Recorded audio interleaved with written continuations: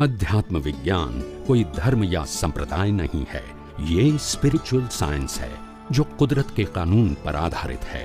ये विज्ञान पूरे ब्रह्मांड के सभी रहस्यों को उजागर करता है और जीवन के सभी पहलुओं को समझने के लिए एक नई दृष्टि देता है। इसी को आर्ट ऑफ विजन कहते हैं, दुनिया को देखने की एक नई दृष्टि, जो अध्यात्म विज्ञानी परम पूज्य स्वामी श्री कमलेशानंद जी के निर्देशन में सनातन सत्य का अनुसंधान कर हमारे जीवन को प्रकाशित करे। जय सच्चिदानंद।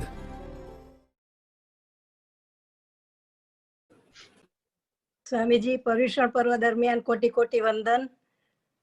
जय सच्चिदानंद। जय सच्चिदानंद। प्रश्न આપણે 2 દિવસથી ચર્ચાતો હતો કે 84 લાખ મનુષ્ય એટલે એ 14 લાખ પડોળો છે, લેયર છે. તો બાકીના જે બધી કેટેગરી છે એ બધી પ્રકાર છે કે એમાં બી લેયર છે? એ બધી પાસ થઈ ગઈ, એ લેયર જ હતા બધા, એ બધા પાસ થઈ ગયા. પછી મનુષ્યમાં આવ્યા, પછી એ બધા બાકી ના રહ્યા. હવે આપણે 14 લાખ બાકી રહ્યા ફર્સ્ટ ટાઈમ મનુષ્યમાં આવ્યા ત્યારે, અને એમાંય કેટલા બધા પાસ થઈ ગયા આપણે. નહીં નહીં, જે 7 લાખ પૃથ્વી કાય કહીએ છે, 7 લાખ કાય કહીએ છે, એ બધા પાસ થઈ ગયા, એ બધા પાસ થઈ ગયા. પાસ થઈ ગયા, પણ 7 લાખ એટલે 7 લાખ પ્રકાર છે પૃથ્વી કાયના કે એમાં પડળો છે? સમજાવું તમને કે આ પડળો એટલે શું કહેવાય કે 7 લાખ લેયર જ છે, અને એ લેયર બધા આપણે જ્ઞાને કરીને પાસ કરવા પડે. ફિઝિકલી પાસ કરવાની, દરેકમાં જન્મ લેવાની જરૂર નથી. પણ એ તો બરાબર છે. 7 લાખ પ્રકારની કેટેગરી છે, એ વાત સાચી. મનુષ્ય લોકમાં 14 લાખના થર છે, એટલે 14 લાખ લોકની કેટેગરી છે, વાત સાચી.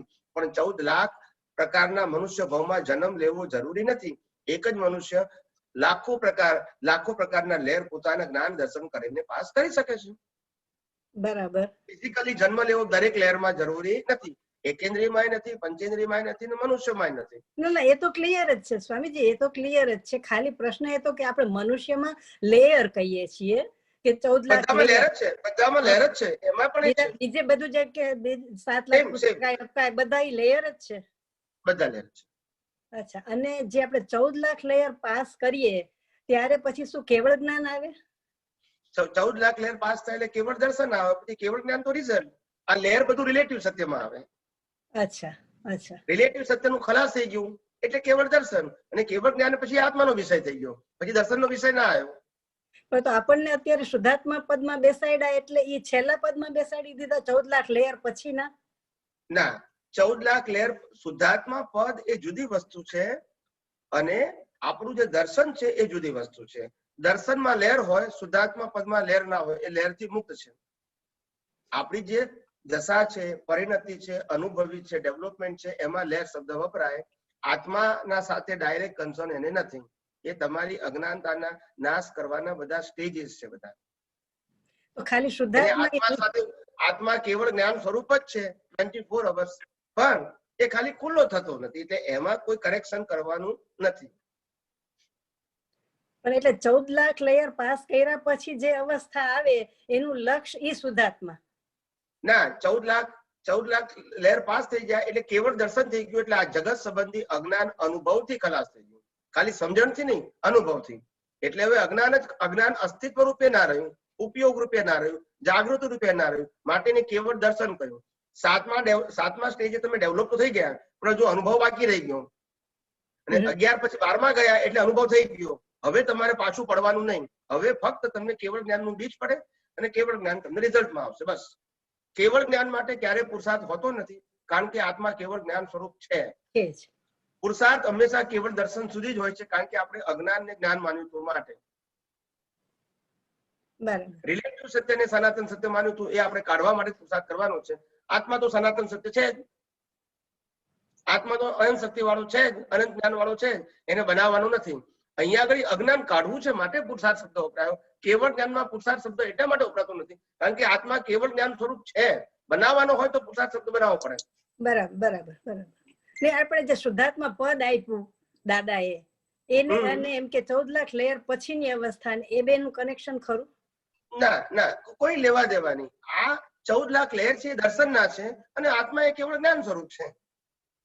દર્શનમાં લહેર હોય, દર્શનમાં સ્ટેપ હોય, દર્શનમાં પુરુષાર્થ હોય, દર્શનની અંદર અજ્ઞાન નાશ કરવાનું હોય, આત્મામાં તો કશું કરવાનું નથી. બરાબર બરાબર બરાબર. એટલે મેં કીધું કે કોઈને પણ કેવળ જ્ઞાન અપૂર્ણ હોઈ શકે નહીં અને થઈ શકે નહીં. આ અફર સિદ્ધાંત છે. બરાબર. મહાવીર ભગવાનને આગલા અવતારમાં 350 ડિગ્રી કેવળ જ્ઞાન અને છેલ્લે 360 ડિગ્રીનું એવું કોઈ દિવસ તમે સાંભળ્યું છે કોઈના માટે? ના ના ના. એ કેવળ જ્ઞાન તો અપૂર્ણ હોય જ નહીં. કેવળ દર્શનનો સ્ટેપ હોય કે મને હું ચોથા ગુંઠાણે છું, પાંચમા છું, છઠ્ઠા છું, હાથમાં છું, અથવા પરિણતિમાં 8, 9, 10, 11 માં છું. એ બધું કેવળ દર્શનમાં આવે. એ કેવળ દર્શનને પુરુષાર્થ સાથે લેવા દેવા છે. કેવળ દર્શનને અજ્ઞાન સાથે લેવા દેવા છે. અજ્ઞાન નાશ સાથે લેવા દેવા છે. આત્માને તો કોઈ લેવા દેવા નથી. બરાબર બરાબર. આત્માની હાજરી ખરી, આત્માની હાજરી ખરી. Right right. બીજો એક ક્વેશ્ચન હતો સ્વામીજી. ચેતન સિવાયના 5 તત્વો ક્યાં સુધી સક્રિય હોય છે? ચેતનને સિદ્ધ ક્ષેત્રમાં લઈ જનાર કોણ? સિદ્ધ ક્ષેત્ર લોકાલોકથી ઉપર છે અને 5 તત્વો લોકમાં રહેલા છે, તો ચેતન અથવા આત્માને સિદ્ધ ક્ષેત્રે, આત્મા સિદ્ધ ક્ષેત્રે કઈ રીતે પહોંચે? હા, પહેલી વસ્તુ એ કે જો પહેલો પ્રિન્સિપલ સમજી લો કે આ જે 5 તત્વો છે એ જડને લાગુ પડે છે, ચેતનને લાગુ પડતા નથી. બરાબર. અને ચેતનનો સ્વભાવ ઉદ્વગમન છે, બરાબર. સ્વભાવ છે. એને ગતિ સહાયક તત્વોની જરૂર નથી. નહીં. એનો સ્વભાવ છે. સ્વભાવ ખ્યાલ આવી ગયો ને? અચ્છા. જેમ કોઈ પણ વસ્તુ ઉપરથી નાખો તો નીચે આવવું એ સ્વભાવ છે, પછી એની જરૂર નથી પડતી. રાઈટ. પણ ચાલવું એને ગતિ સહાયક જોઈએ. રાઈટ. અને ઉપરથી નીચે આવવું એને ગુરુત્વાકર્ષણનો સિદ્ધાંત જોઈએ. બરાબર. સમજાય મારી વાત? બરાબર. હવે પાણીમાં તમે લાકડું નાખો તો તરવાનું છે, ડૂબવાનું નથી. એને ગતિ સહાયકની જરૂર નથી કે ઉપર આવવા માટે. તમે ડૂબાડશો છોડી દેશો તો ઉપર આવી જશે, કારણ કે એનો સ્વભાવ છે. ઘનતા ખ્યાલ છે ને? પાણી કરતા લાકડાની ઘનતા ઓછી છે એટલે ઉપર આવી જાય. એવી રીતે આત્મા જે છે, આ દુનિયાની અંદર આત્મા જે એવો છે કે જે સ્વભાવથી જ મોક્ષગામી છે, પણ કર્મના આવરણથી આ સંસારમાં ફસાયો છે. બરાબર બરાબર. એટલે એનો સ્વભાવ હોવા છતાં સ્વભાવ વ્યક્ત થતો નથી. શું નથી થતો? વ્યક્ત નથી થતો. જેમ આપણે એક લાકડાનો ગોળો હોય, 1 ફૂટના વ્યાસ વાળો લાકડાનો ગોળો છે, એ ગોળા ઉપર આપણે 3 ફૂટનો વ્યાસનો આપણે માટી લગાવી દીધી, 3 ફૂટના વ્યાસની, અને માટી સૂકવી દીધી, અને પછી આપણે એને દરિયામાં નાખી દીધું તો નીચે ડૂબી જવાનું. પછી જેમ જેમ માટી ઓછી થતી જાય એમ ગોળો શું આવવાનો? ઉપર આવવાનો. આત્માનો સ્વભાવ તો ઉત્પગમનનો છે, પણ પેલી માટી લાગી ગઈ તો નીચે ગયું ને. બરાબર. એટલે માટી લાગી ગયું એટલે લાકડું પણ નીચે રહ્યું. પણ એટલે આપણે જે આત્મા જયારે સિદ્ધ ક્ષેત્રે જાય છે ત્યારે લોકાલોક થી ઉપર જાય છે, રાઈટ? લોકાલોક થી પર ગયો ઉપર. બરાબર છે. એટલે લોકાલોક થી ઉપર જાય ત્યારે પછી એને કોઈ તત્વની જરૂર નથી. બિલકુલ બિલકુલ નહીં. બિલકુલ એની મેળાએ સિદ્ધ ક્ષેત્રે પહોંચી જાય. હા, એના કુદરતનો કાનૂન કોઈ કામ નથી કરતો. આ દેહમાંથી મુક્ત થયો પછી સિદ્ધ ક્ષેત્રમાં જવું, એમાં કુદરતનો એક પણ કાનૂન કામ કરતો નથી, કારણ કે લેવા દેવા જ નથી. એટલે છેક લોકાલોકના છેડા સુધી 5 તત્વો કામ કરે છે, પછી કામ નથી કરતા. નહીં. પણ આત્મા માટે તો ગતિ સહાયક તત્વની પણ જરૂર નથી, કારણ કે એનો સ્વભાવ જ ઉદ્વગમન છે. આ તો બાકીના તત્વો હોવાને કારણે એને નીચે રહેવું પડે છે. ઓકે. એના હિસાબ પૂરા કરવાની, એની હાજરીમાં કર્મ બધાયા છે એટલે એની હાજરીમાં જ પૂરા થાય. ઓકે. હવે જયારે કર્મ નથી ત્યારે એના સ્વભાવમાં જ છે. પછી કુદરત એને કામ કરતું નથી, કારણ કે કુદરત ક્યારે કામ કરે? તમે કોઝ નાખો તો જ ઇફેક્ટ માટે કામ કરે છે. બરાબર. અચ્છા. જય સચિદાનંદ. જય સચિદાનંદ.